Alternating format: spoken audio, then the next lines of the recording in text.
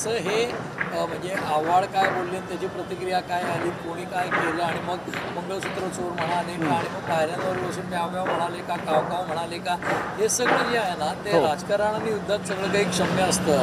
Everything is fair in love and war या पद्धतीने बघितलं जातं म्हणून केलं जात आहे. तर हा जो काही सगळा प्रकार घडला त्याच्यामध्ये जे मारणारे लोक आहेत ते कुठनं तरी सांगली जिल्ह्यातनं येतात. पडळकरांचे कार्यकर्ते तर असं आता तिथलेही पत्रकार सांगतायत. आता ते मुळामध्ये पासेस खूप मोठ्या प्रमाणावर वाटतात आणि गैरव्यवस्था इथे होते. खूप म्हणजे स्टॅम्पिड होईल एवढी गर्दी आज सकाळी होती प्रवेशद्वारापाशी.